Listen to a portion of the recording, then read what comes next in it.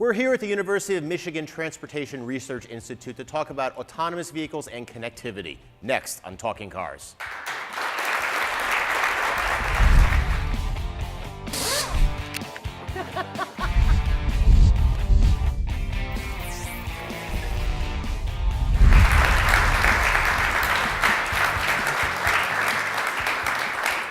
Hi, everybody, and welcome to a special edition of Talking Cars. I'm John Lincove. I'm Jake Fisher. I'm Jennifer Stockberger. And as you can see, we're not at the test track. We're actually at the garage at UMTRI, the University of Michigan Transportation Research Institute, and we're here to learn about autonomous vehicles and connectivity, such as vehicle-to-vehicle communications and vehicle-to-infrastructure. We're here with Jim Sayer, who's director of UMTRI. And Jim, can you tell us a little bit about the facility and what you do here?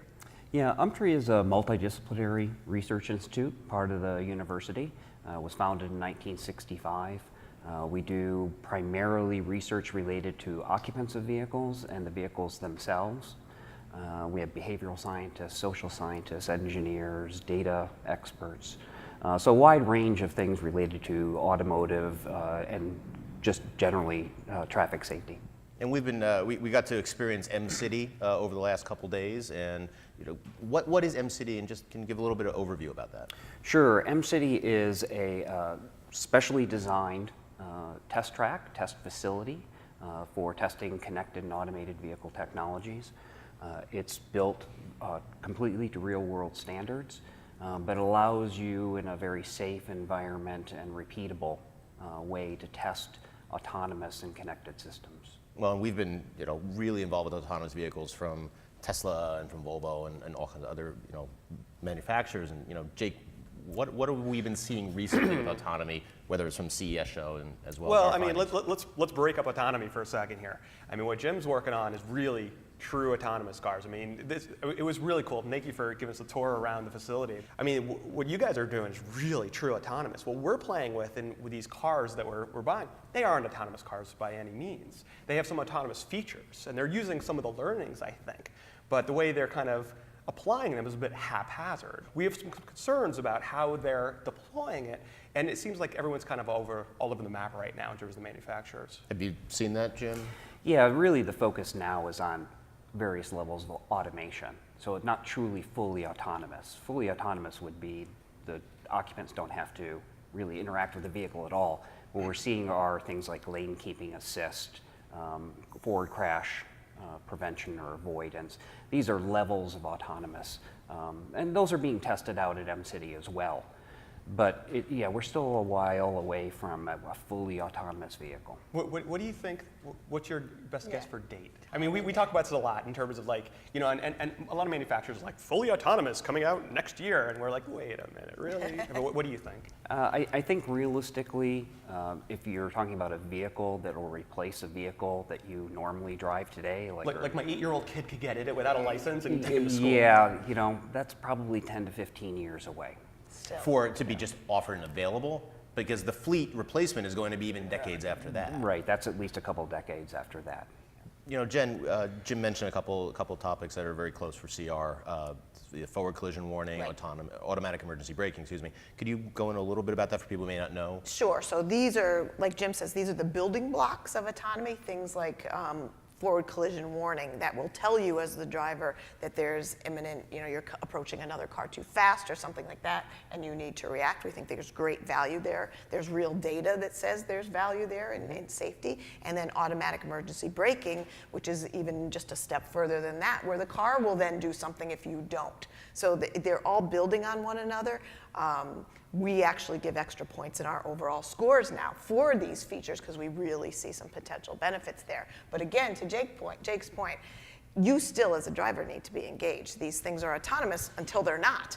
And then you have to check back in. So we see all of those as absolute safety benefits. We build them into our overall score. In our testing, who have we seen that's done well as implementing these features, and then who maybe has some ways to go? Well, I mean, look, in terms of these features, again, you talk about building blocks, right? I mean, there's this whole real, gray area from, I'm driving the car, it's a stick shift, it's manual steering, to like fully autonomous, which I think you're right. I think 15, 20 years, it's going to be a while. Maybe not what you're hearing in the headlines today. But in terms of, AEB automatic emergency braking, FCW, forward collision warning. This stuff is great. But in terms of, again, this semi-autonomous stuff, I mean, quite honestly, we're a little uncomfortable with the stuff because it's a mixed message to people. It's like, well, you don't have to pay attention as much. Well, really? I mean, you do. So, I mean, right now, the data isn't out there of what systems are better. And we do see some systems that are very passive. I think Volvo really is kind of an example. Right. Mercedes-Benz is very, very passive. And what I mean passive is you're driving along, and it's like, it kind of nudges you if you hit the lanes. It kind of gives you, try to do it. Whereas you get a system like Tesla, where it almost encourages you to take your hands off the wheel. Right. Because once you get your hands on the wheel, it disables the system. So it almost encourages you to the driver to be more passive. And The first ones, the prior ones are driver assist. right. And away from autonomy. Exactly. A driver assist, and that's really what the systems I think are capable of now. They're capable of assisting the driver. If the automaker tries to make it where the car is doing the driving and the driver assists the car, Right. this is not a good situation, and I think some of them are kind of in that realm. And we're going to have to see as more automakers hit the market with these systems. They're all over the map. Even those assistance systems still have challenging environments. If the road's covered right. with snow, and the lane departure warning or lane keeping Right. assist isn't going can't to see work. the markings, Right. right. You're It's not exactly gonna right. work, So right. something you're relying on, now you don't have it. And sometimes when they disable, and I'm thinking about the Volvo system right now, where it's it's not the drive pilot, it's the pilot assist. Pilot assist. Right. It's all Even those marketing terms. Autopilot. It's like pilot electronic assist. stability control There's all no over again. pilot right. involved. Exactly. Everyone calls it something different. Right. Distronic Plus, whatever. I don't even know. But the Volvo system, it'll sit there and kind of like look at the lanes, and then there's like a steering wheel that's blue and it turns gray. Yep. And now it's not doing it anymore. It's like Exactly. how passive is that? It doesn't go like we're no longer doing It it. basically throws you to the wolves. I'm not ready anymore. It's like, hey, go. psst, by the way, I'm not doing anything anymore. Right. It's up You to might you. want to put your hands on the wheel. There's a curve ahead. I won't even tell you that. Right. Well, speaking of that, so with the curve ahead, some of the technology that we experienced was the vehicle-to-vehicle and vehicle infrastructure. And how is that a component of future of autonomy? Is it key, not key, parallel? What do you think? It's fundamental. It really is the basis of fully autonomous vehicles. And why is that? Well, if you can't have the vehicles communicating with one another, and in particular communicating with the infrastructure, the traffic signals, for example, you can't manage traffic. I mean, if everyone was truly autonomous, all those vehicles are going to be out trying to, improve their position in the traffic flow, and not worrying about the big picture. Just worrying about themselves. They're Just they're worrying keeping about within the themselves. lane. They're keeping away from the vehicle in front of them. That's Yep. it. Yeah, if you really want to maximize things like throughput and reduce fuel consumption and reduce emissions, you have to have vehicles that are integrated, communicating with the infrastructure itself.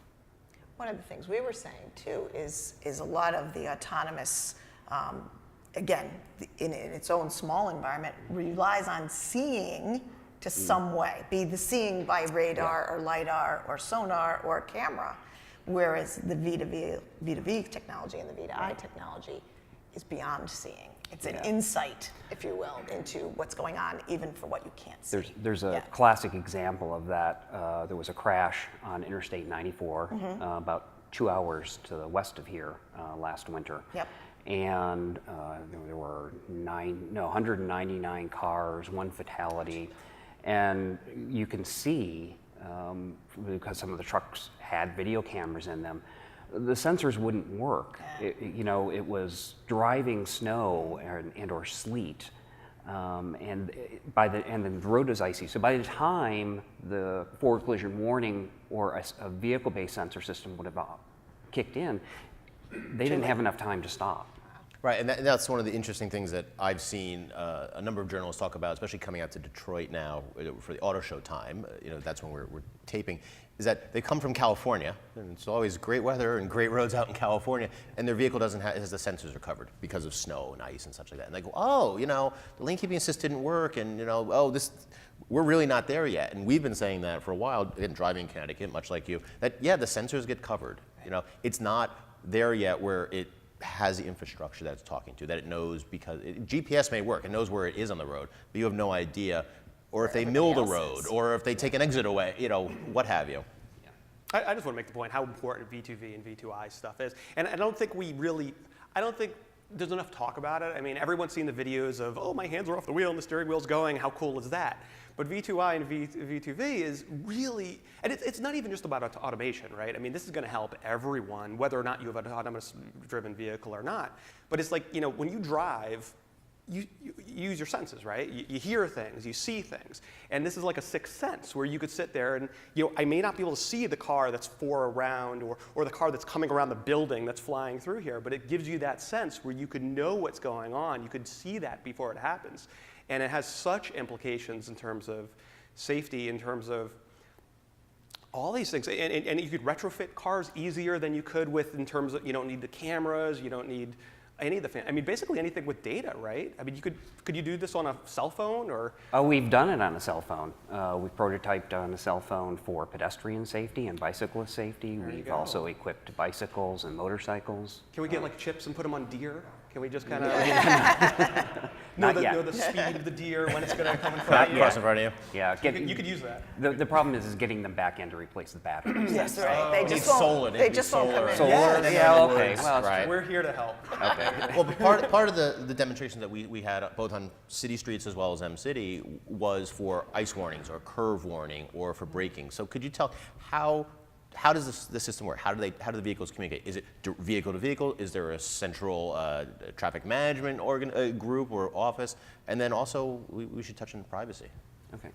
So number one, there doesn't need to be like a centralized traffic management or wireless communication management system. Each individual site can be standalone.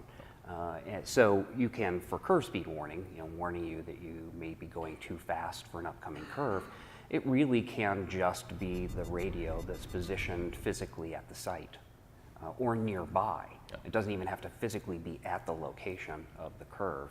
And so it's broadcasting a wireless signal to all the vehicles that have a radio that's listening at the same frequency, 5.9 gigahertz, and can convey a message wirelessly. Hey, there's a curve up ahead. We think you're going too fast.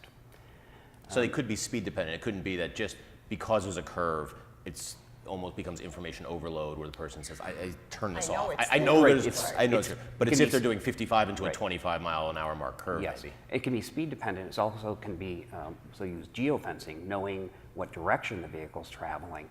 It can actually be direction specific because the radius of curvature on the inside lane is sharper than on the outside lane.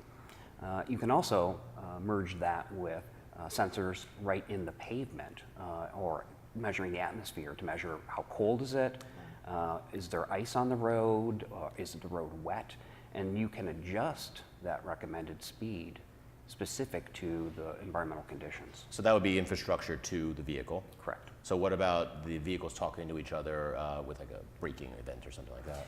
Yeah, so vehicle to vehicle, again, exact same technology. Other vehicles, one of the other advantages, relative to cameras is it's 360 degrees.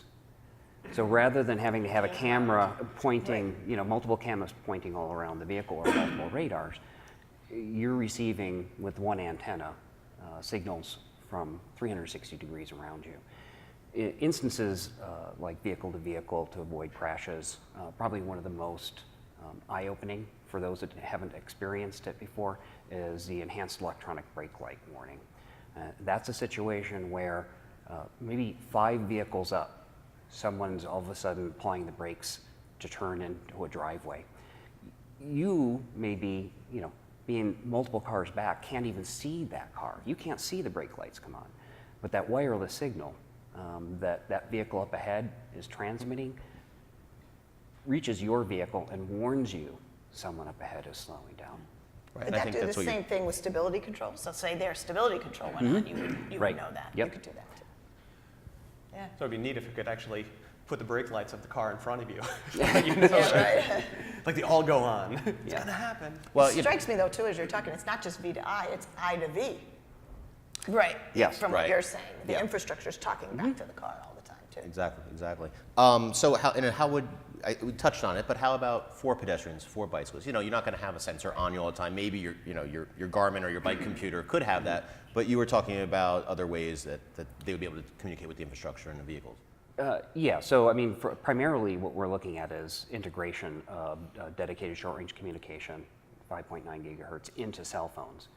So there are some phone manufacturers and some chip manufacturers that have prototyped this. Honda has demonstrated it, actually here at M-City and elsewhere, where the phone, which is fairly ubiquitous anymore, is actually the transponder and receiver. So it's signal from the phone is warning oncoming vehicles that you as a pedestrian or bicyclist is there, and at the same time it can be used to warn the pedestrian that they may be approaching traffic that they don't realize. I suppose that could also be used in the car too. I mean, I'm just thinking in terms of the fleet of cars takes a long time to turn over. The fleet of cell phones is like 2 years, and most people get a new cell phone. Yeah, you'd still really want an external antenna. Right. Because once you get the cell phone inside the vehicle, even when you're carrying the phone in your pocket or something, Right. the quality of the signal, particularly the GPS, the positioning information, is not. So maybe you as can have like a Bluetooth connected or something, an antenna, and then that has Right.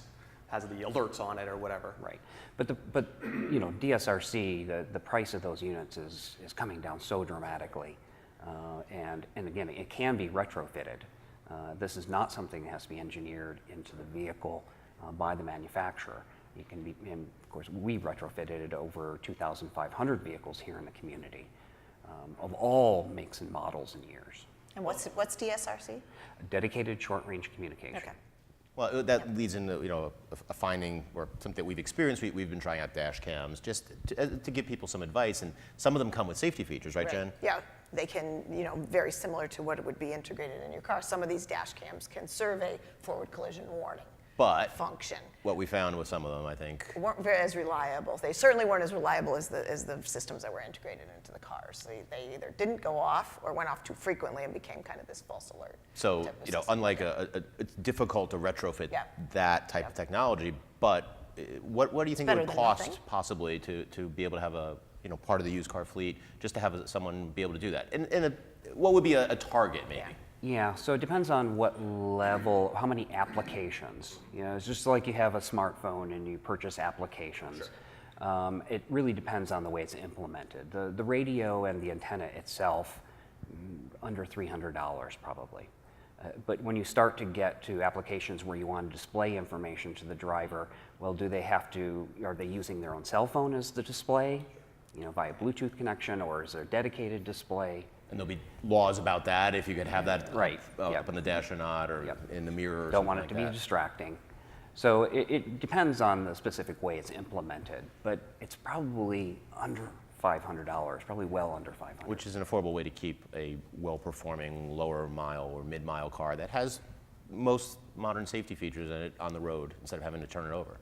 And to speed up the timing that you talked about, because you don't have to wait till your next new car to get it implemented. Exactly. You could retrofit.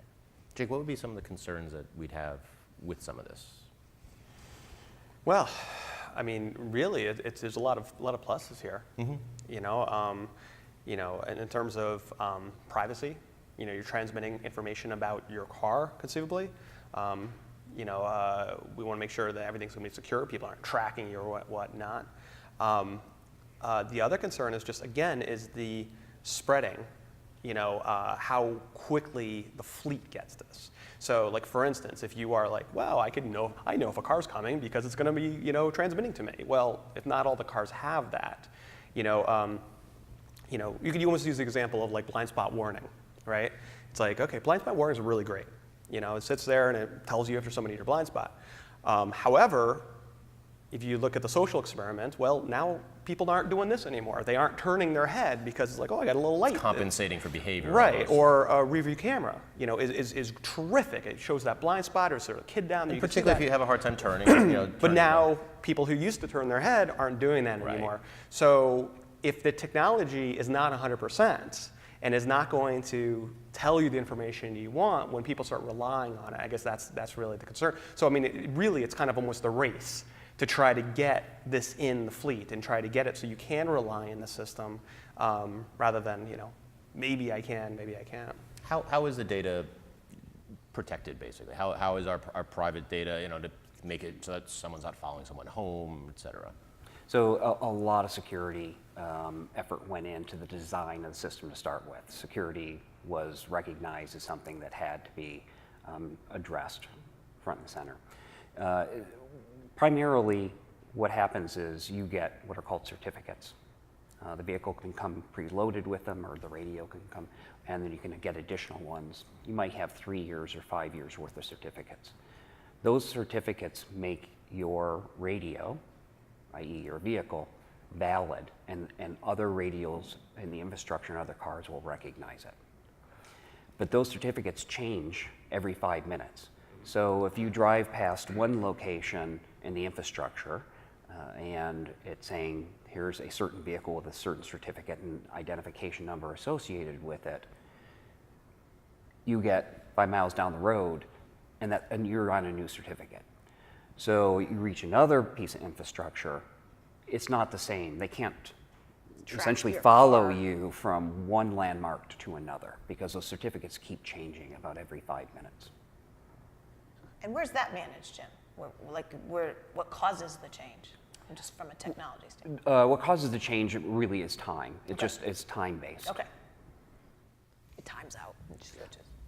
Where does this hit on the consumer's need to be educated? One of the things that we see is people buy vehicles with technology, and then all of a sudden, like, well, I just never knew how to do it, and no one told me, and I didn't even know I had the Volvo Drive Assist or Pilot Assist. I didn't know I had to move the toggle over. Why is the steering wheel being why is the pulled steering over wheel that moving, way? or why is it not doing that? Right. Where does it fall? Is it manufacturers? Is it the dealers level? Well, we certainly could say we've seen the dealers and the manufacturers doing a terrible job of this. Not educating people at the dealerships, not really making it clear what the cars are doing, or sometimes, Not even understanding it themselves sometimes. Right, Yeah. absolutely. I could use one of the cars that we really like, the Audi Q7. Q7. This is a terrific SUV. Top-rated very SUV. comfortable, top-rated, it's great. Well, it comes with lane departure mitigation system. So why this works is it sees the lanes and it pulls you over. Well, sometimes you're going out of your lane. Maybe you're trying to avoid, a bicycle or something and it takes the steering wheel and does this. And it's really hard to figure out how to disable that because it can be startling. And I actually had to surf the web to find out the first time to shut it off because it's a little button that's on the end of the turn signal stop, which is right. obscured by the steering steering wheel. wheel. Right. So you go through the menus and you can't do it. So again, it's like, wow, what a great opportunity to tell people what they have. What a great opportunity to make it clear what the car is doing. And to gain buy-in with the public as well, because they enjoy it. Right. So in terms of V2V and V2I, certainly the technology, awesome. But it's this other step of how to communicate to the driver. And right now, there are cars you get into, and there's things beeping, and your seat's buzzing, and your steering wheel's buzzing, and you have no idea why. And sometimes it could be distracting. You're like, oh, my seat's buzzing. Is my phone going off? I don't know. And it's trying to tell you that you're going to crash into something. Right. So I think that is. Has there been any work in terms of standardization of the warnings that are inevitable from the systems? It's been talked about. There's been a lot of discussion about that, but comment was made earlier. We don't even name, different manufacturers name the same technology different things, so we can't even settle on standardized names. So as a person transfers from one vehicle to another, particularly like a rental vehicle. Oh yeah. Whether they know what is meant. It's something to do with the lane keeping, but I don't know. It's going to put me back in my lane? Is it just going to warn me? Yeah. So that's a challenge. And the driver vehicle interface, what's portrayed, the information that's portrayed to the driver. Most manufacturers see that as their way to differentiate themselves. So a couple of the other challenges, you were mentioning one about just the user experience of the vehicle as its own, Jen. Yeah, it's so different when you're buying a new vehicle now that gone are the days when you can take that owner's manual and put it in your glove box and never look at it. Well, now they don't fit in glove boxes, Yeah, first of all. they might not even be a manual. They might be some download. But you really have to study your car. If you want to understand what it's going to do and what all these signals and beeps mean, again, to Jim's point, because they're all different, you really need to take some time to go through that manual, even if it's just the safety Well, I section. mean, and let me take a tiny different spin on that. Yeah. If the auto manufacturer requires you to read the manual to figure out how to use it, they failed. Yeah. You know, if you design the things right, it needs to be intuitive. And this is why, like, stability control, we were like so into it. You don't have to learn how to use stability control. It just does it, right? It does what you think it needs to do.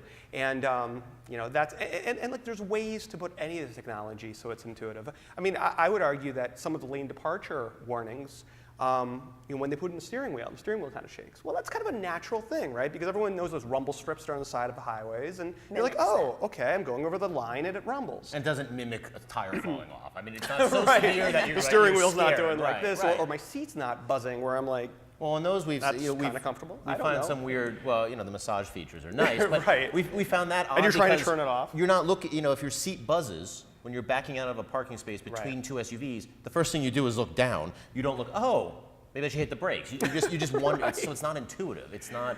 You know, Right, where right. you know, like whereas the lights in the mirrors, you should be looking in the mirrors. So, I mean, I'm convinced there is a way, I mean, I don't think it's done yet, but I mean, there's a way that you can make this stuff so it is intuitive, that it's obvious, oh, there's a car there, or what not, because I think, and you know, and maybe they're gonna have to take a look at, you know, so what Silicon Valley's doing. And there's a reason why the auto manufacturers are setting up shop at Silicon Valley, to try to get that talent who can figure out how to make that smartphone, or whatever it is that is intuitive, and you don't have to read the manual. Well, so And to Jim's point, the more standard they are, the better that is too. If every buzz in your seat means Right. the same thing in every car, that's better. Because you can talk about reading the manual or getting demonstrations at the dealership, but as you transition, if we start talking about car sharing, and people are transitioning from one vehicle make model to another on a regular basis. You're exactly right. There was a gentleman I was talking to here about, it was Pilot. And we're talking about just standardization in terms of, you know, aircraft. You know, I mean, you want a pilot getting into a, you know, this airplane and that, but if they want things in the same spot. And if you constantly move things around and it buzzes or it blinks, or, I mean, we talk about shifters. I mean, they can't even get the shifters right on new cars, right? It's like, oh, sometimes you put it left and right and up it and goes down. up and down, and there's buttons here, or there's buttons that go the opposite way, depending on the model year. Yeah, and exactly. So the answer isn't necessarily having the Lincoln dealer telling you which button to push. It's about being intuitive. So when you give it to someone who isn't familiar with the car or rented the car, or whatever it is, can get into Well, it. also, when should this be worked out? Should it be Right, something that's Let's developed? go. Well, 3 years Those ago, discussions are yeah. happening, well, right? so where's the beta testing and it happened? You know, that's one of the things Right. we've seen as well. Is you know the almost the not ready for primetime players, if you will, is at your dealer. Well, sure, absolutely. And then there's kind of, you know, and there's different, I mean, in terms of autonomous, it's the same kind of thing. There's like one school of thought, and we see some manufacturers kind of like, let's go test this stuff to death. Let's go and have captive fleets, and let's go and let's try all these things, and, you know, we'll drive around M City and try them all out. There's other manufacturers that are like, let's try it out. We'll call it beta. It's good. And we'll see what happens. But we'll be able to change it quickly. We'll be able to update it. And there's two schools of thoughts, and we see them both happening with some success and some problems. I mean, what are kind of your thoughts on that? I'm kind of interested to think, you know, how the deployment is so different. Yeah, I guess it depends on what you define as beta. You know, so some systems may be ready for some early testing by a limited percentage of the fleet, but it really depends on, you know, are you sure that it's even ready for prime time? Have you addressed what you think are all the known challenges? Right. And it's where, you know, what we think of as non-traditional vehicle manufacturers, they're not necessarily, they may not even know what all the challenges are. Sure. Whereas the traditional manufacturers have been in this game, working on driver assistance systems, advanced vehicle technology for the last 25 years. And we talk about non-traditional, I mean, you know, Tesla, when they came out with the summon mode, which was kind of like this, right, where you hit the button on your cell phone and the car's driving down the street, you know, it moves by itself, which is kind of like a landmark, I think, in autonomy, where Certainly, the first time we're seeing a car move where I don't have to be in the car. You come out of for the it. garage or go. Yeah, into it's the going really parking slow, lot. and there's lots of, you know, fail-safes and whatnot. And as soon as they deployed it, we realized that when the app crashes, or you close the app by accident, the car just keeps on going. Like you'd think, like when the app would close, they would try that out. And it's like, oh, we'll stop it because now the person doesn't have the button that says stop anymore, you know. So, but it didn't. And we had said, hey, this is bad. And what was amazing about it was Tesla responded, and within, I think it was 4 days, they had updated the car with new software, updated the app with new software, and fixed the problem. Yeah, it's but it's one thing to update the software to fix what are known errors. It's another if you start adjusting, monkeying with the basically the ability of the system, the capability of the system, because you could actually reduce the capability, and therefore the driver leading up to that point has some previous experience and expectations about the way vehicle's going to behave, and now all of a sudden it's changed. Well, and which brings in another thought about challenges about how's the American public going to handle this? I think you brought up a statistic about just reading levels and such like that. That is it a big challenge? Yeah, so it's a huge challenge. I mean, the average reading level in the United States is, unfortunately, only about the 6th grade. So not only do people not read their manual, some people literally can't comprehend it. Can't maybe, comprehend. Take everything in. And as the systems get more and more sophisticated, and then the questions become of when it's my responsibility, when it's the vehicle's responsibility, that's going to become increasingly difficult. Well, I mean, I refuse to blame they call it the nut behind the wheel or whatever, because I think it's so complicated. It doesn't have to be this complicated. I mean, it should be designed so a 6th grader could figure it out. I mean, we get in these brand new cars, and it's like there's a button that says, RTLAQ, and it's like there are buttons that have acronyms that I don't know, Right. and that's a problem. And Yeah, they're haphazardly placed, first of all, Haphazardly. because they realized they had to add that in at some point. Right. Again, the Q7 is the best example of it. You control most of the safety features in the menu, except for the one that's here, that you can't see. Right. And that's the key one. That's the one that keeps you on the road.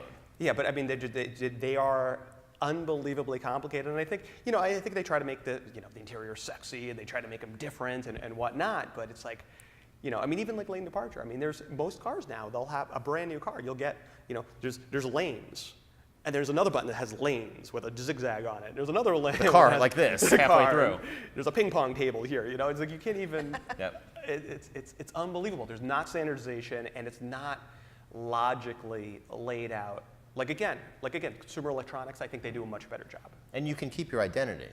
Manufacturers have been able to do it. And Subaru, I think, has success recently with that. They've redone their interiors, and you have your brand identity, but you still are able to access the features. Right. Yep. So I want to move over here to what is the benefit? What benefits will autonomy and vehicle-to-vehicle infrastructure bring to us, whether in terms of efficiencies or what? We talked about this a bit, Jim. So if you can. Yeah, I mean, start us off. particularly the connectivity will improve traffic flow, reduce fuel consumption, reduce emissions. Is it just because of the efficiencies of flow of traffic, Correct. or Right. throttle application? What would we see? Do you think? It's really the vehicle will know when the light's going to change, and even before it starts to control the vehicle, further down the road, a few years from now, it can warn the driver. You can see that light from a distance; it's green, but you're not going to make it through that green light, so you might as well start slowing down now. And how do you think that would be demonstrated to the driver? Well, there again, there's a variety of different concepts, and I've seen probably a dozen. Good and bad. Good and bad, yes.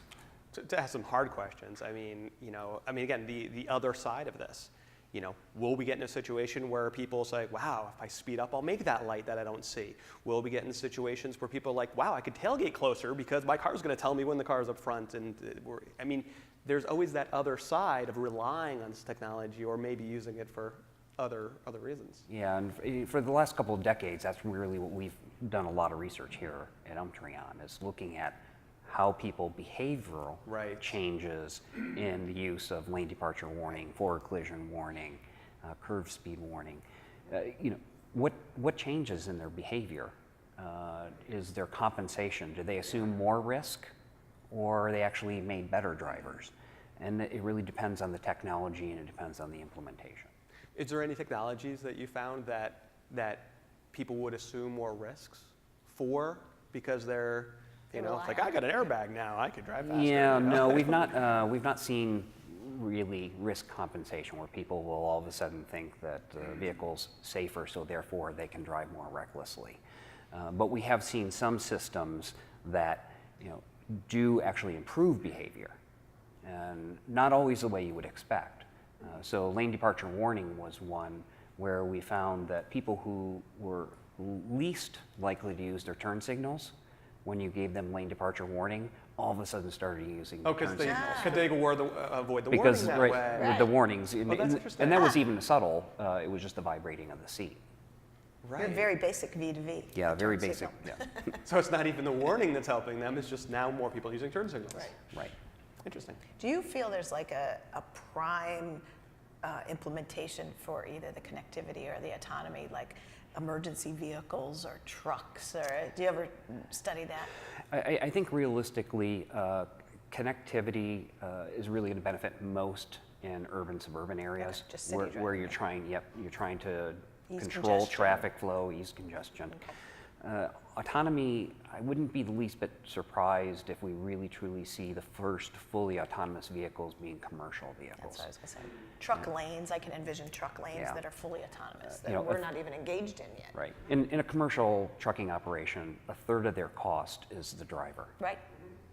And anything that they can do to reduce that cost makes them more competitive, because the profit margins in commercial trucking are very small. Yep. Sure, and really in terms of autonomy, highway travel is probably the easiest place to implement. Even though yes, you're going faster, so maybe there's higher risk, but it's like a highway is pretty.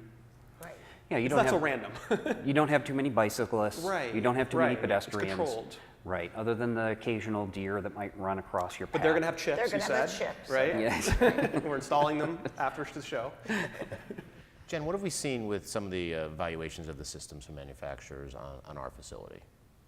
I know we built a vehicle to test automatic emergency braking and such, but what's been your experience recently with that? Yeah, so for the most part, they do what they say they're going to do, and it's not just us, it's the IHS, and NHTSA's already are tracking these systems as well.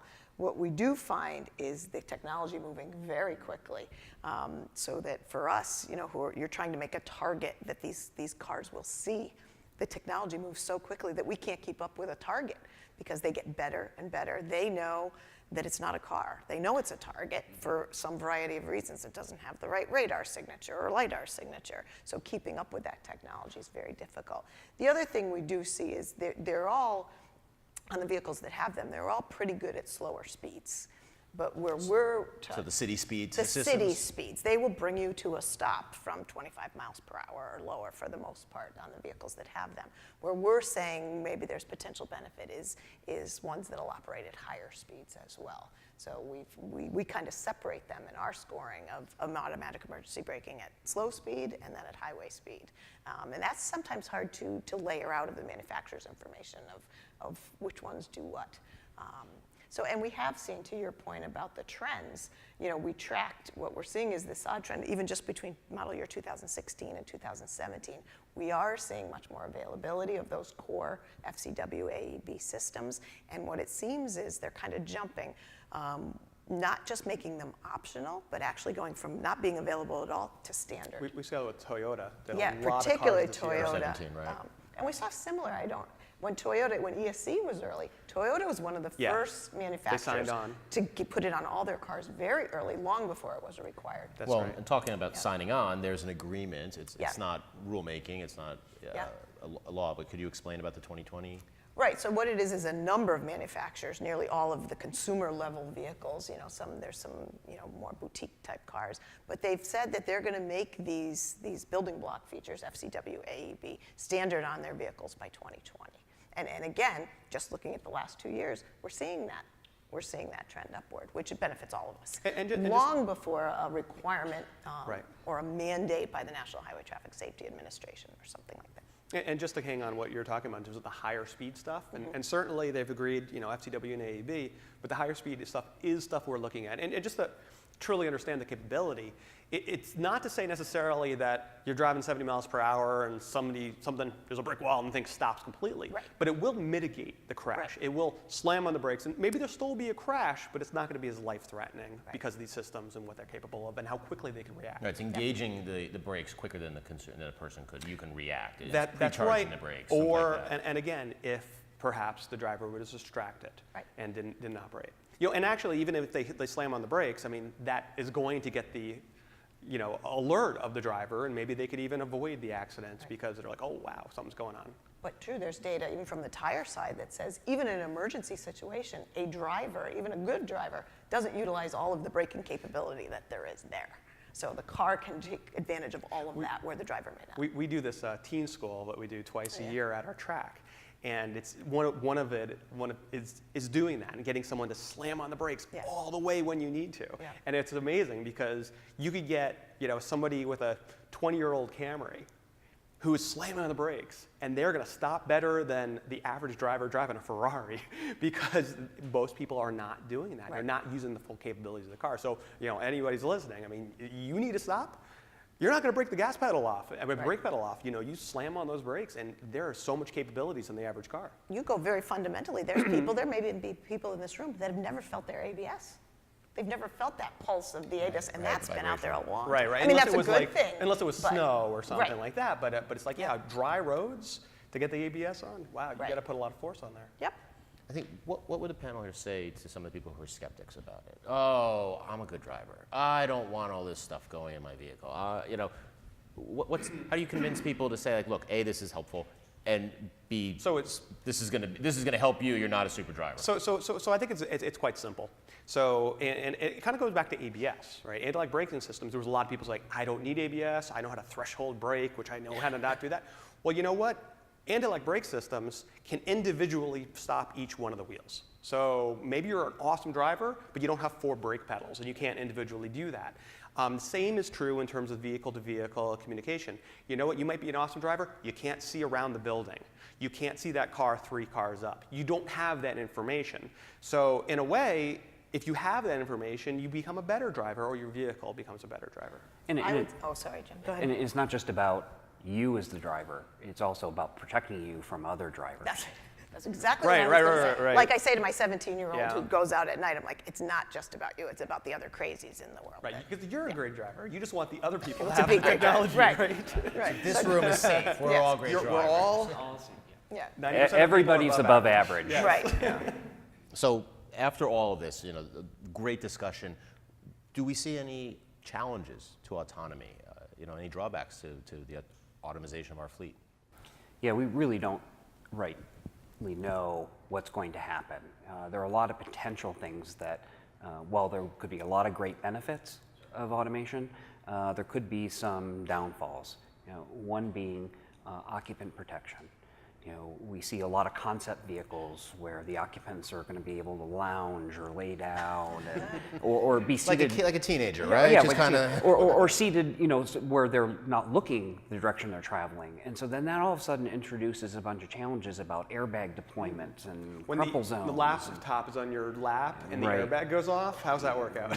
Yes, exactly. You've got these other flying objects, but related to laptops. Now, if you think about, well, gee, if I could make that hour commute a productive commute, I could spend a whole hour doing email before I get into the office and a whole hour on the way home.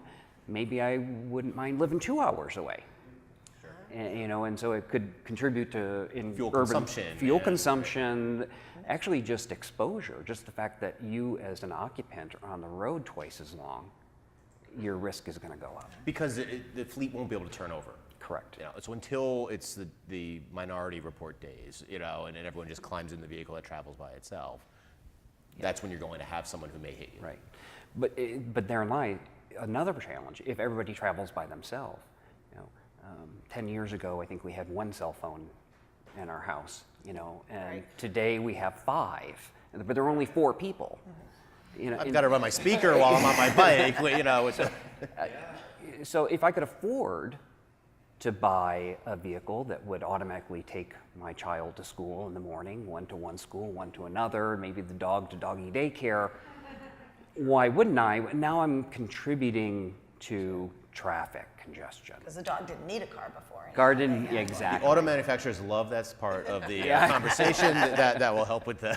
Well, I mean, and car sharing is one way that they've talked about, counter that, but who knows? Maybe if you look at the market, it's I want a car for the dog, and there'll be dog cars that'll be, they'll look like Snoopy dog houses or something. I don't know. Maybe you don't need school buses anymore. Maybe to you your don't. point, Yeah. Oh, that's true. Yeah. So maybe that's another counter anyway. Well, I think that's been a great discussion, and it's a great opportunity for us to open up questions to our assembled audience. Hi, I'm John from Santa Rosa, California. With the rise of smart taxi and ride-sharing services like Uber and Lyft, how should automakers be adapting their business models to account for the fact that millennials will be probably less likely to purchase a car, particularly if they live in an urban environment? So what they should do is they should market cars to the dog and the children to compensate for the ride sharers. There's a couple things going on. One is actively recruiting the Uber drivers, and actually, we'll see Uber packages for your new car.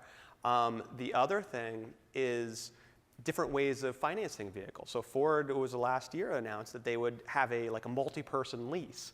So you could lease the car to 8 people, and they could share it. So I think understanding how the market is going and then looking for opportunities there. And maybe even part and parcel with insurance companies, because there's a lot of concern about who's liable there, and as well as working with cities and towns and regulations, because there's already a taxi industry, for example, established, and that they don't want to have the challenge of Uber coming in and undercutting them. Sure, and just innovation. The other thing, what was it? General Motors just announced, I think it was like 2 days ago, that they would have the Cadillacs, and you pay them a monthly fee, and everything's covered. Like, you don't have to park the car. They'll just bring whatever Cadillac you want to you, and they do this in New York City. And it's like, oh, I want a Cadillac CTS-V today, and poof, it's there. No insurance, no parking, no nothing. So just innovative ways of owning or using a car. I think Jim touched on it too. The interior may look different. The seating configurations, the features in there may change depending on who it's marketed to. But I think that, while millennials now may be focusing on urban environments and maybe less on car ownership, by the time you start to have children, that changes. And so think about the challenge in a shared car environment with child seats. Is it rearward facing? Is it forward facing? Having to adjust the belts to properly fit the child? Do you want your child sitting in the car seat that's already got the Cheerios and cracker crumbs from somebody else's child? So I think there's still a lot of cars that are going to be sold to personal people, individuals. Well, and based on, I want to toss to Jen here, fit to vehicle. And we see this with, renting a car. So, and who's providing that seat, so will you actually have a seat? Is the seat going to be, it's a seat that we provide for you? Can you explain some of the stuff that we've seen with car rental for just regular travel? Right, so certainly child seat fitment is still a huge issue because there are still so many incompatibilities, and Umtree does work and we do work, and a lot of other people are still keeping our jobs because that exists. We envision a world where it's much more click and play, and that might be to Jim's point. Maybe the child seat, you lift the cushion and it just clicks into a frame that's already there in a future vehicle for these reasons. Or it might have a cover that's much more easily removed and much more disposable so that you can replace it. So those are just things that ultimately could come on the child safety side. You're a tall guy, you get that rear-facing bucket that you put in there and they give you a Nissan Versa.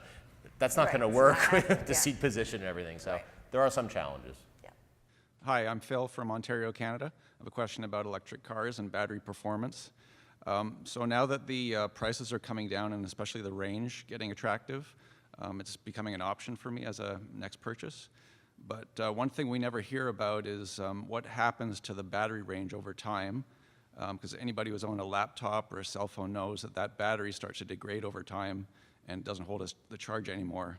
So if I buy for example, a Chevy Bolt with 200-mile range, what's it going to be in 5 years? Is it going to be 100 miles? Or that's a big concern for me. Yeah, particularly on a cold day like we have in Michigan and Ontario, right? Well, there's two issues, right? One is the daily range. You're not going to get 200 miles on today if you're running heat, but you're talking about longevity. What's going to happen at these Teslas when they're 10 years old and whatnot? And certainly you are going to see a hurt in terms of their range. Maybe in 10 years you might lose 10%, 20%, or 30%. They're still going to be very functional vehicles. But the truth is that we don't know. I was working in Consumer Reports when the Toyota Prius went on the market. And everyone's like, I wouldn't buy a Prius because I'm going to have to buy a brand new battery. It's going to cost $10,000. Well, that never really happened. In fact, we evaluated one with 200,000 miles on it. Well, right, and it was still fine, but even if you do have a problem with the battery, you get it from a salvage yard, it costs $350. I mean, there's different ways. So the truth is we don't know what's going to happen in 10 years when the battery capacity goes down 30%. It's possible those batteries are going to have a secondary market that people are using for home use. So with what Tesla's doing with the Powerwall, I mean, there's definitely a use for these big lithium-ion batteries in a home, perhaps if you have solar and you want to store your energy. Perhaps in 10 years, you'll want to replace your battery because maybe the prices are going to come way down. It's going to be much better range available. So your Bolt, you want to get that new battery that makes it go 300 miles. Or maybe it's the end of the life of the car anyway. So, you know, truly with any new technology, you are kind of taking a risk because you don't know exactly what's going to happen down the road. I think the Israeli company that had the battery swap idea, or even Tesla's supposed swap setup, is a little bit ahead of its time. You know, it was a great idea. There wasn't the need for it at that It's great moment. in RC cars. Yeah, they do right, control right, cars, right. that battery swap Two was little really good. plastics and the whole frame comes off. But they were ahead of their time, and it will be something that someone who's an innovator will likely address, and I'm sure it's percolating. But let me, I mean, you mentioned laptop batteries, and anyone who has a 5-year-old laptop already knows their battery is probably already dead. The cars do a much better job of maintaining the longevity of the battery than the laptop. So don't think it's a lithium-ion battery in my laptop, it's dead well, you leave it plugged into the wall and it gets a memory and there's all types of problems. You don't necessarily have that with cars. They do a good job of also not utilizing the entire battery. So like in a laptop battery, you're really using the whole charge. They manage it very smartly. And to add to your point, electric cars and our owner satisfaction, we're not talking reliability or performance, our owner satisfaction on electric cars is still some of the highest numbers. The people that have had them, including cars like the Prius, they still love them. So I don't think we're realizing that in the owner satisfaction. Well, and not yet, because we don't have a lot of 10-year-olds Right. electric cars. Right. So it's a good question. Hi, my name is Jonathan, and I'm a student here in Ann Arbor. And my question is, what is the greatest challenge, policy or technology-wise, that is preventing autonomous cars from being adopted by the general public? Well, I would say technology, it's still the integration of all the various sensor technologies on board to be able to address all scenarios, snowing, sandstorms. That's still really the challenge. There's still a number of environmental types of circumstances that the current technologies are challenged by. But that is not to say that there aren't social and legal challenges as well, because there are. Some of it's going to be social, some of it's going to be trust on the part of the users, whether they'll feel comfortable relinquishing control to the vehicle themselves. Some of it, as was mentioned earlier, people just don't think, I'm a good driver, I don't need this. When in reality, because people do typically underbrake, an automated vehicle would be better for them and the rest of us out in the driving public. So there are still challenges in both areas, but I would say probably the technological challenges, while they will be overcome, are probably the biggest hurdles right now because we don't have fully autonomous vehicles operating on the road. Once we do, then the social and the legal challenges will take charge. I think there's two big things. One is dealing with humans because they're unpredictable. So there's a lot of unpredictable things that go on with the weather of just what they have to deal with. And it's hard to come up with all those things. But in terms of relinquishing control, I think that's very interesting because I think the first time a fully autonomous vehicle crashes and the driver dies, wow, that's going to be huge. That's going to be big news and it's going to be big problems. 30,000 people every year die in automotive fatalities in the United States. Not everyone is big news, but I think without a doubt, the car is going to be held to a much higher threshold. Yeah, and some of the manufacturers have tried to address that point by saying, we need to be at least as good as. And depending, not everyone agrees with that. And I've heard that, and again, Elon Musk talks about it and says, well, if we're 10% better than a driver, we need to do this, otherwise we're killing people. Well, I don't know, because again, 30,000 people die right now. if 3,000 people are killed, not because of their own doing, but because the car malfunctions, I don't know if we're ready to tolerate that as a society. Hi, I'm Bryce from Green Bay, Wisconsin. My question is, with self-driving cars, on the forefront and coming out, what does talking cars or CR cars as an entirety look like 15, 20 years from now? We'll be doing the entire show from the car, which is driving us. It'll be a around the country tour, just like this, and you can watch us as we go by. It's an excellent question. I still think that there'll be people who want cars. Maybe it'll morph to the experience that you have with the vehicle, what the vehicle's providing you. Maybe it's an advice show of how you can still find the manual transmission car out there. There's still going to be differences in vehicles, and we'll still be testing them. And so some of the talk in terms of autonomous is the cars will have different personalities. So perhaps one car will drive more aggressively than another car. Somebody wants to have something that's very, very safe and keeps the distance, and some car will, aggressively merge. So there's definitely going to be a lot to evaluate in these vehicles going forward. And we've got a good time. And I would say certainly our track and many others might look a lot more like MCity looks. Yet we would have to have features that evaluate all this autonomous function. So we have a lot of test track work perhaps too to change. And then also just kind of coming out of CES, what is that experience like going to be for you? Because that's been all the talk. And again, that's a lot of hype, I think, and maybe panel agreed or not. But the experience is going to be that's very far down the road because the vehicles still are not even semi-autonomous. Hi, Ding Zhao from Amtree. Actually, 6 years ago, when I started my PhD study, a starting point is actually a study of ABS from Consumer Report. There thank you. There you will compare a dozen of the best vehicles at that time by measuring the stopping distance. Mm-hmm. So now autonomous will come. How can we compare Tesla versus, say, GM Super Cruise by measuring their intelligence? How can you just give advice to the customers? That's a question. In terms of their stopping distances, because maybe one car reacts quicker than the other, that's a smart question. And it's interesting. And does it matter? It still stops quicker. Well, I mean, here's the thing: is that I'll use a little insight of how actually we test.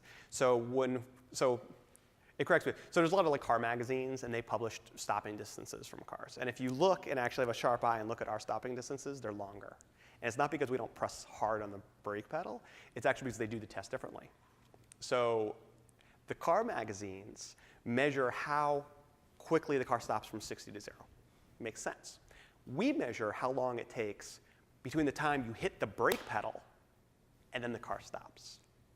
And it turns out, between the time you hit the brake pedal and the car starts stopping, you cover a bit of distance, and it's different on each car. So I think what you're thinking about, which is spot on, it's measuring the whole system. So it's the time between the car sees the thing and then stops, as opposed to how long it takes for the car to stop. So I think that's a very smart question, and it's something we all have to think about as we test these vehicles. And it might be more directly comparable to what we're doing, because we encompass Right. that whole system than true stopping distances from maybe another magazine. All right, I'm Colin from Milan, Michigan. And my question is, will the big three automotive companies ever be able to bring their reliability to a steady high level? And what is a major setback to their reliability? Yes, I think they will. I think steady is a very good point because there are drips and drabs of very reliable vehicles. What is killing them is the attraction to the new technology. So you look at Cadillac with Q, or you look at Ford with their my Ford Touch and what they did there in terms of the infotainment systems. That's what's killing them. Or the new technology, the transmission with the dual clutch transmission that really, really hurt Ford and their small cars. You look at Toyota, and they just kind of stay the course. They're not throwing out that new technology. They don't have the dual clutch transmissions. They're only now getting the small displacement turbos and all these things. So I think it's just about let's go easy. let's systematically add the technology. I think General Motors actually is doing a better job of this than any of the others. But just kind of stay to the course, add the technology slowly, and I think when they do that, I think GM's probably got the best opportunity to do that. They're going to be right there. There's no reason why they can't build the cars. They're using the same parts. They're building in the same areas. There's no reason. Are they challenged by the breadth of their lineup? You know, if you're looking at General Motors' product line from tiny Sparks to 3500 series trucks, whereas you look at Toyota and, you know, they have pickups, but it's a smaller one, or even Subaru or someone. Yes and no. I mean, Toyota's got a huge product lineup, and you know, even if you get rid of some of those fringe vehicles, obviously there's no 3500 series trucks from Toyota. There's still not the consistency. It's not the steady stream. I could count on the car coming from Ford. Absolutely, it's going to be reliable. But I think they're showing signs of getting there. The other thing too, I think that some of the Japanese, for example, do better is, you know, they're better out of the box. And that first year, they're as reliable as the fourth year, where it takes some time for the domestics. That first year is kind of this tough learning curve, and they get it. By the time that fourth year of that model, it's pretty good. But it always seems to take the domestics a little longer to get there and again relate to they're trying to do too much in one shot. Well, and the other side of this, the flip side of it, is what's going on with the Japanese right now. And we're seeing stumbles. Yeah. So even Honda, you know, Right. coming out and redesigning everything and kind of taking the page out of Ford, saying, "Oh, let's go make everything brand new." They're stumbling. So everything's kind of gonna do this as we go on. My name's Vince from Valparaiso, Indiana. I am a proud Toyota owner. My question's about ergonomics. I own a RAV4 hybrid, a Camry hybrid, and a Toyota Sienna. This morning as I was driving in here, I noticed that there are a lot of controls that aren't backlit. And not only that, so you have a stock on 3 different vehicles that has multiple functions now, whether it's your wiper stock, your cruise control, or your turn signal. They all have different functions on them. Does the manufacturer just not want to spend the money to put a little LED light in there to backlight it? Or, and again, the Entune system on all 3 models, it's different. So as I go from one vehicle to the other, I'm searching. So yes, they don't want to put the money on the systems, and you're exactly right. So I mean, the Toyotas you're talking about, you know, you got a stock that's the light switch. So the lights are off. You'd think that would be backlit, right? Because it's dark, and I want to make it light. And they operate strangely. I mean, we have a problem with this Toyota systems. Also, the daytime running lights is very easy to turn off inadvertently. But in terms of the Entune question, you know, and again, you know, going back to that, I mean, there's a lot of luxury cars that have lots of backlit and everything's lit, and they should be that way. But the Entune system, it's again this how quickly this technology is developing. And it's almost like they're almost at beta when they originally put the Entune in. We actually saw a lot of reliability issues with it, a lot of functionality problems, and they just keep on updating it. They keep on changing it. So, but I found the Avalon Entune is great. It doesn't have a toggle. It doesn't have a mouse like the Lexus one version. Were you talking about the infotainment system? The infotainment, it's got the capacitive switches, which I hate. But it's a big screen, and you can get, you know, you're not trying to play like Frogger, you know, and land on FM, you know. And get run over. Dating myself, right? You know, and then you get run over literally, not figuratively. So they're like to Jake's point, it is incrementally getting better, and some applications are better than others. When I started, I mean, it gets to reports. I think I started in '99. Every Toyota had the same radio. They had the double DIN, right? It was a big square radio, and it didn't matter if you were in. I think it went all the way up to Lexus, but it was like it didn't matter if you were in a pickup truck or anything. Exactly. It was knobs, consistent across the whole so fleet. easy to use, and it was consistent. You could hop in, and now it's this differentiation and constantly moving. But I did have the power door off function on the van this morning. That was backlit. But the mirrors weren't backlit or anything else. And at night, the window switch. And the lights weren't lit. The whole panel on your armrest is black. Right. You know, if you're fumbling to find from the mirror control to the front to the rear. With the van, it might even have the 2 vent windows in the back. So. It does. Yep. And those were lit, but not the other functions. Thank you very much. You're welcome. Hi, I'm Ryan from Canada. I'm just curious what you think about the compact, the emergence of the luxury compact utility vehicle market and how that's going to affect the luxury small sedan market. I think there's still, to Jake's point, I think there's still drivers out there that don't get the whole SUV concept in general and I think you'll see, my opinion, I think you'll see those luxury, sporty, compact luxury cars still stay around. Yeah. Less so though.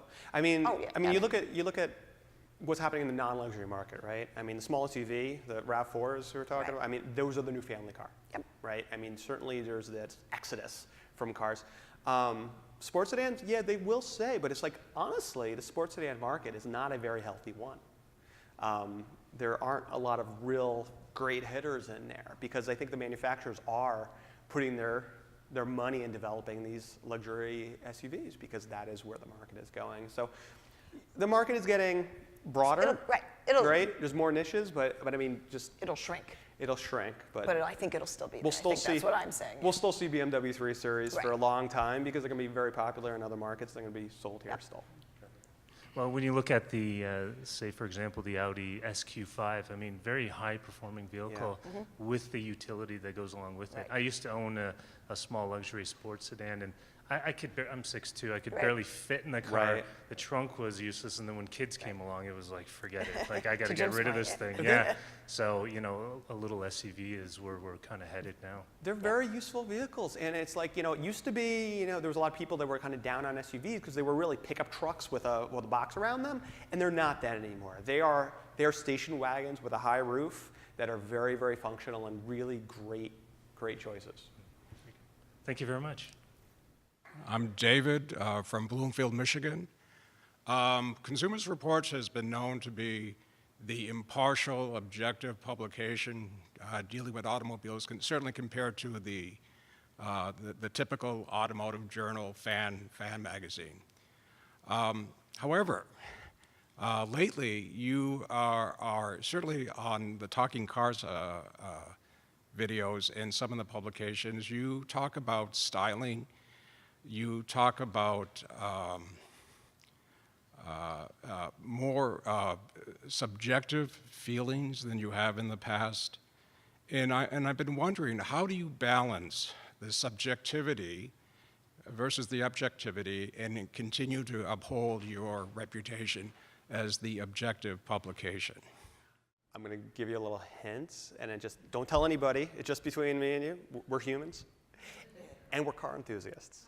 So when I first got the original interview at Consumer Reports, I'll be honest. I was like, you know, I'm a car guy. You know, I race cars, and I'm really into cars. Always have been. And I'm like, Consumer Reports? I don't know. They aren't. And then I actually started there, and I'm like, everyone, they're car enthusiasts. So you know, it is an interesting balancing act, and there is a difference, and I think you're spot on. We're having conversations about things that, you know, people care about. You know, they care about styling, they care about, you know, how the car makes them feel, or maybe the prestige from a certain car. But we are not going to rate the vehicles on them. We're all about giving the information. You know, if I am going to be, you know, rating how the car handles or how it rides, I don't care what brand is on it. I don't care if it's a luxury brand or a sports car brand or Chevy. And you see that with, famously, I think, the Chevrolet Impala, right? I mean, we went on and gushed about this car. And everyone's like, well, it's a rental car. It's like, no, get in the car. It rides better than a luxury car. It really does. And it's true. And I think, you know, people have gotten into it and realized that. But there is a differentiation. And I think we try to get into those kind of the more subjective side. I mean, we talk about owner satisfaction. That's not an objective measurement at all, but again, it's information that I think everyone should know about when they purchase a car, which is pretty expensive. And I think that some of the styling, for example, it's not something we rate, we don't score, we don't care. We may have an opinion that the Lexus grille, my opinion, the Lexus spindle grille looks bizarre, but the styling is also a key point in other objective measurements. You know, styling impacts visibility. You know, so you can't just say, oh, it's got bad visibility. Well, why? Why is it? Well, the styling, and then the styling impacts cabin access. Maybe the front is different than the rear. The rear cabin access is worse, particularly if you're someone putting in that child seat in the bucket and you're banging your head on the Lexus NX roof. So you can talk about things that would be subjective, that aren't rateable, but they do have an aspect that fall into our ratings later. And we just have to make sure we do a good job of explaining that so that people don't think, well, you know, we're just talking about styling and that's impacting the vehicle score. I just wanted to add too that I do think we are investigating different channels and always looking to gain our audience. And the magazine and to everything you've said, the impartiality, that's always been our main point, and that still exists. But I do think some of what we do can be entertaining, can be fun, and those aspects that we don't get to talk about in the magazine, this is a great forum to be able to talk a little bit to that and let people know. And maybe people aren't coming to talking cars for just that. They want to be entertained by the conversation as well. With talking cars, you feel more of a freedom to voice Yes. your feelings instead of just being purely objective. And we keep it separate from the rating to John and James. Right, yeah, we're definitely, we're expanding our audience, the different mediums, and we have to play in those spaces, but we never are going to give up our core values. Thank you. Hello, my name is Steven from Saginaw, Michigan, and my question is, with today's discussion and the ultimate goal is to have V2V and V2I automation for driving, do you see any challenges with people who might be lagging the market, who maybe in 10 to 15 years from now are still driving a 2013 Subaru with 300,000 miles on it, and you can't really get the 100% cars who are talking to each other? Well, again, back to the technology can be readily retrofitted, and really the onus is on the technology manufacturers to bring the value where people are going to want to purchase it because they perceive a value, they're getting a benefit from it. The expense probably is not going to be a barrier. So we will always have people, for example, who want to live off the grid that may not want it on their vehicle. But I think by and large, the applications that are going to become available and the cost is going to make it very attractive, and people will be more inclined to retrofit their vehicles. Hi, I'm Davis from Mount Prospect, Illinois. You guys do a pretty good job of recommending cars for people, but have you ever thought about recommending people for cars? So perhaps you don't get a 16-year-old driver in a 3-ton pickup truck that's going to crush you. Jen, I think that's right. And we try, so it's just not always as evident. And we just talked about doing ratings for specific groups of people. And it may not mean even doing any more testing, but maybe reparceling the ratings. The car that's great for you, maybe not is a good teen driver car or a senior driver car. Maybe we weight the access or something like that for somebody who's an older driver more heavily. Doesn't even mean any more testing, but we kind of rate that out. So the closest we come right now is, to your point, these teen driver lists. And we talk about it being like the Goldilocks of cars. Not too fast, not too slow, full of safety features, great reliability, and those are those teen driver cars. Not too expensive, but we could do more of that. So that's it for this episode of Talking Cars. I want to thank Jim Sayer and the Umtree staff for hosting us, as well as the audience for coming out and supporting us and giving us some great questions. As always, thanks for watching, and we'll see you next time.